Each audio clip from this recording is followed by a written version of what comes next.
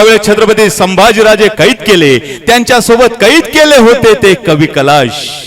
कवी कलश आणि नमाजाच्या रुखात औरंगजेब असा पडायला लागला. तख्ता खुला घातलेले, रक्ताळलेले असे संभाजीराजे बांधलेले आहे. साखळदंड पाया जखडवलेले, सारं शरीर लालबुंद झालेलं आहे. सोबत होते कवी कलश. आणि अशा वेळेस म्हणजे धर्मवीर छत्रपती संभाजी राजानं म्हणावं, कवीजी कवी आहात आपण, देखो भला ऐसे वक्त पे सूझती है क्या कुछ पंक्तियां. आणि कवी कलश हसत राहिले.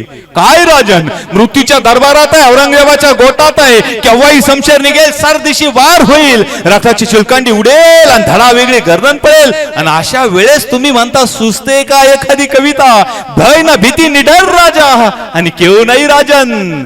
कवी कलश म्हणाले, केव नाही राजन, सुनना चाहते हो. आणि माझ्या राजानं म्हणाव सुनाओ. आणि कवी कलशानं म्हणाव सुनो फिर राजन. या वन रावण की शभा, शंभू बंदो बजरंग, लहू लसत सिंदूर सम, खूब खेले वरन रंग. राजन तुम हो सांजे, खूब लड़े वो तुम जंग, तव तू तेज निखार के, तखत तेज अवरंग, तखत तेज अवरंग. या वन रावण की सभा, शंभू बंदो बजरंग. ज्याप्रमाणे रावणाच्या दरबारामध्ये हनुमंतराय साखळदंडात जखडवले, तसे औरंगाच्या दरबारात तुम्ही आहात राजे. लहू लसत सिंदूर सम, खूब खेले वरन रंग.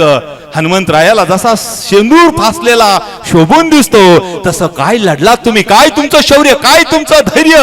शत्रूंचे तुमच्यावर झाले वार, तुमच्या शरीरातून ओघळलं लालबुंद रक्त, त्या रक्तानं तुमचा देह झाला भगवा, आणि भगवा रक्त माखलेलं तुम्हाला शोभून दिसतंय राजे. लहू लसत सिंदूर सम, खूब खेले वरन रंग. राजन तुम हो सांजे, खूब लढे व जंग, तव तू तेज निखार के, तखत तेज अवरंग. काय लढलात राजे तुम्ही, काय तुमचं शौर्य, काय तुमचं धैर्य, काय तुमचा पराक्रम, काय तुमचा स्वाभिमान, हे सगळं बघून स्वतःला आलमगीर म्हणणारा हा औरंग्या तुमच्या समोर गुडघे टेकून नतमस्तक झाला राजे. तुमच्या समोर गुडघे टेकून नतमस्तक झाला राजे. तसा औरंग्या उठला.